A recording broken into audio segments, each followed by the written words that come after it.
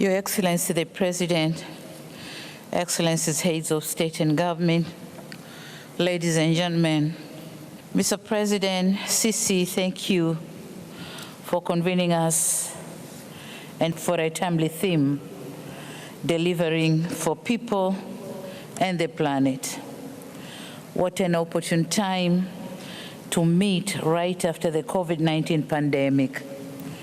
A time to reflect on COVID-19 effects to nature, people, and prosperity.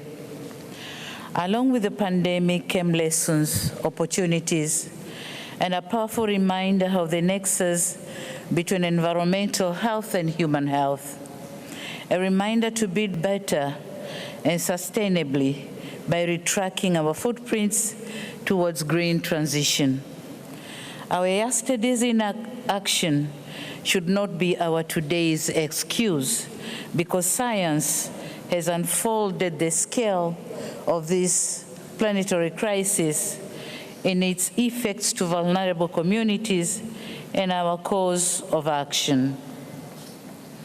The COVID-19 lockdowns gave us a stepping stone towards the right path.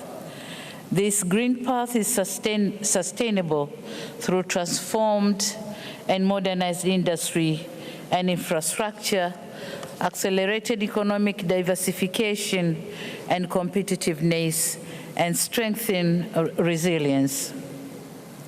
Excellencies, science has shown a direct correlation between human prosperity and environmental prosperity. Nature-based economy can be our reality if only we have a shared vision and leverage opportunities that deliver real and structural changes.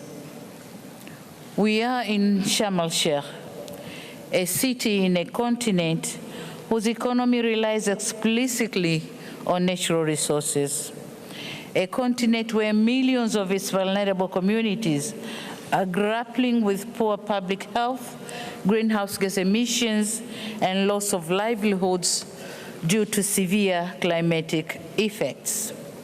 Delays on concrete actions to address loss and damage leaves us with no choice but to realign our meager financial resources to build a climate-resilient economy that ensures survival of the bigger segment of our population that depends on agriculture for livelihood, and to save the looming decline of our gross national product, of which agriculture accounts for a greater share. On another hand, inaction means risking our development agenda and prosperity, and thus, in this regard, we in Tanzania has in place the National Climate Change Response Strategy and the National Determined Contributions, which set targets of reducing greenhouse gases emissions economy-wide between 30 to 35% by 2030, with an estimated $19.2 billion as cost of implementation. Now the question is, how on earth the country like Tanzania raise this amount of money for mitigation and adaptation of the climate effects? Nevertheless, showing the political will, Tanzania is continuing to construct and expand rapid transport networks that are expected to reduce more than 900 million tons of carbon generated each year.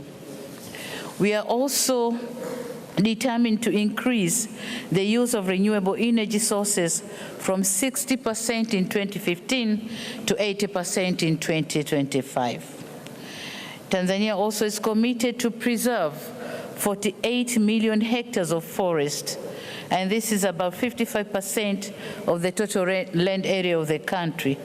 And on top of that, we are planting 200 million trees in every 3 years. All we are asking here is for an alignment of global carbon prices to help generate resources from these carbon sinks. Excellencies, this is the type of leadership exhibited by the developing countries that lack technological know-how, lacking financial and human capacities, having limited scientific information at our fingertips. Yet with these limitations, our part of the world is asked to choose life or death. The question is, do we have an option? Unless we do it together.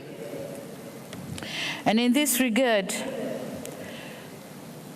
we urge developed countries, especially the G20, to fulfill their commitments. We call upon effective implementation of technology transfer while unlocking climate finance to fund our national determined contributions. We are also urging the developed world to raise their subsequent NDC's ambitions to halt greenhouse gas emissions from crossing the irreversible tipping point of atmospheric concentration of carbon dioxide. Having said that, Excellencies, I thank you for your kind attention. Thank you very much.